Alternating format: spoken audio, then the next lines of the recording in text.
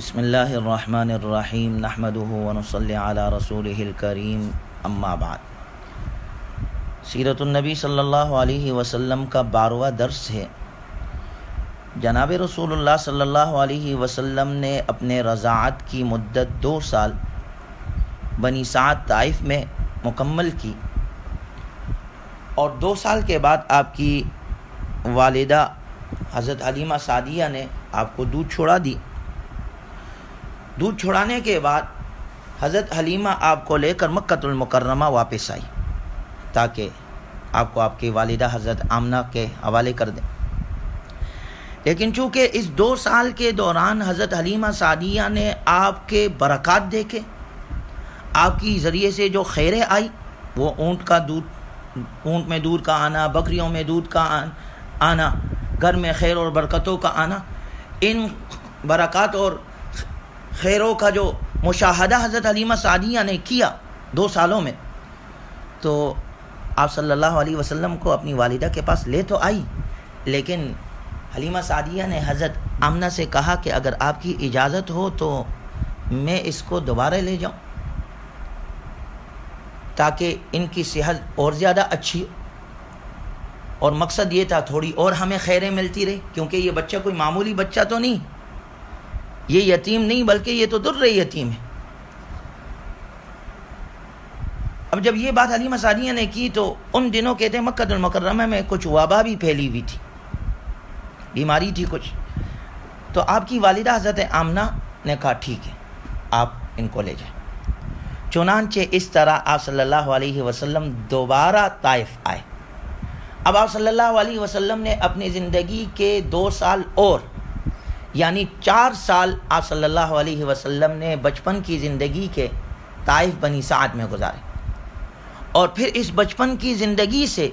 ہمارے بچوں کے لیے اتنے زبردست اصول ملتے ہیں کہ آپ صلی اللہ علیہ وسلم کی پوری زندگی کو اللہ نے ہمارے لیے نمونہ بنایا کہ زندگی کے جس حصے میں رہنمائی چاہیے، بچپن میں، جوانی میں، انفرادی زندگی، اجتماعی زندگی میں، نبی کی زندگی اٹھا۔ لقد کان لکم فی رسول اللہ اسوۃ حسنہ لمن کان یرجو اللہ والیوم الآخر وذکر اللہ کثیرا، کہ حضور صلی اللہ علیہ وسلم کی زندگی تمہارے لیے بہترین نمونہ ہے، آئینہ ہے، گویا اس آئینے میں دیکھ کر اپنی زندگی کو آسان بنا سکتے ہو۔ چنانچہ آپ صلی اللہ علیہ وسلم کی بچپن کی زندگی سے ہمارے بچوں کے لیے پہلا سبق یہ ملتا ہے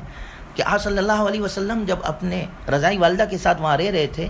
تو ان کی جو اولاد تھی، عبداللہ ان کا بیٹا، اسی طرح شیمہ اور ایک بیٹی انیسہ یا انیسہ ان کا نام آتا ہے، ان کے ساتھ آپ صلی اللہ علیہ وسلم کھیلتے تھے، اور کھیلنے کے ساتھ ساتھ آپ صلی اللہ علیہ وسلم نے اس 4 سال کی عمر میں بھی بکریاں چرائی۔ اچھا، بکریاں چرانے کی کہتے ہیں ایک بڑی حکمت یہ ہے کہ یہ ایک نازک سی مخلوق ہے۔ آپ نے دیکھا ہوگا بکری کا بچہ جب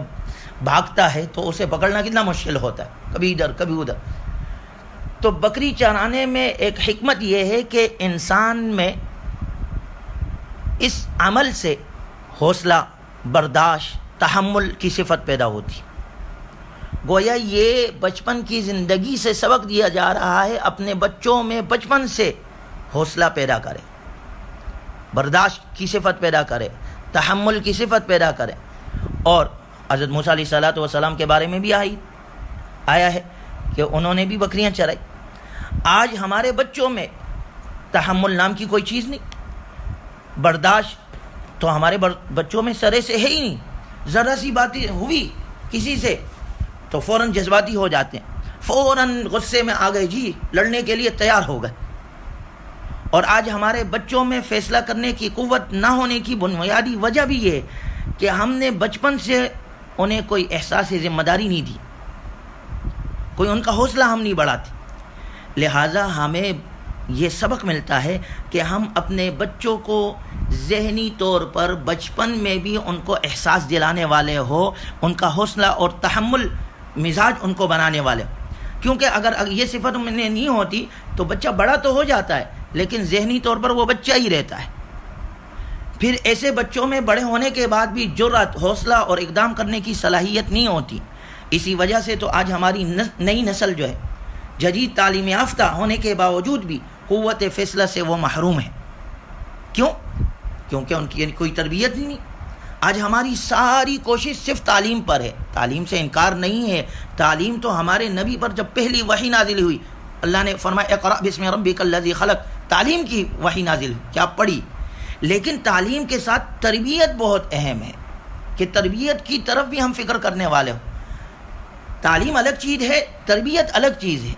آج تعلیم پر تو زور ہے لیکن تربیت میں فقدان ہے۔ تربیت کی طرف ہمارے سرے سے ذہن ہی نہیں جاتا کہ ہم اپنے بچوں کو بچپن سے اچھی تربیت دیں تاکہ ان میں اچھی صفات پیدا ہو، کیونکہ اگر بچوں کے اندر بچپن میں ہی اچھی صفات پیدا ہو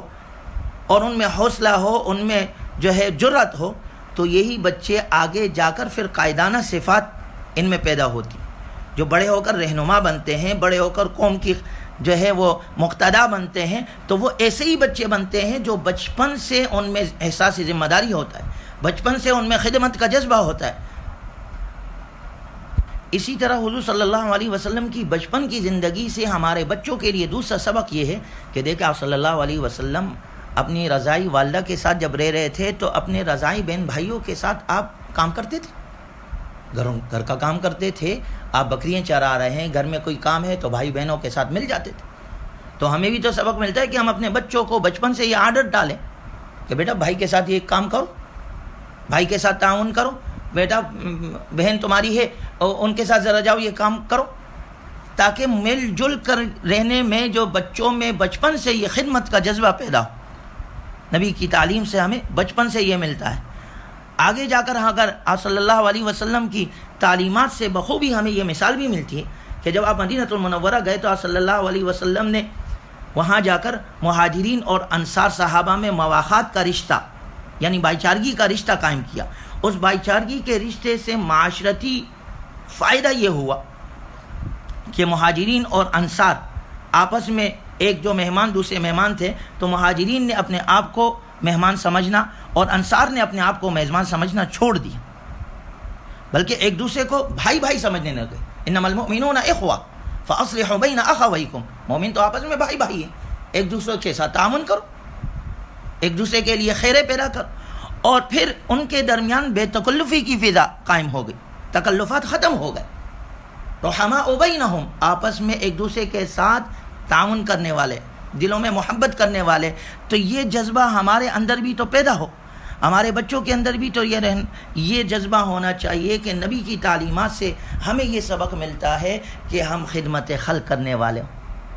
ہمارے اندر یہ جذبہ ہونا چاہیے۔ تو حضور صلی اللہ علیہ وسلم کی تعلیم سے ہمیں یہ سبق ملتا ہے ہمارے بچوں کے لیے، یعنی ہمارے نبی تو وہ نبی ہے کہ زندگی کے ہر حصے میں اللہ نے انسانیت کے لیے سبق رکھا ہے کہ جو بھی آدمی جس طرح نبی کی تعلیمات کو اپنائے گا تو اس کی زندگی میں آسانیاں آتی جائے گی۔ اللہ تعالی ہمیں بھی ہمارے بچوں کو بھی نبی کی سنتوں کے مطابق زندگی گزارنے کی توفیق عطا فرمائے۔ وآخر دعوانا الحمدللہ رب العالمین، الحمدللہ رب العالمین۔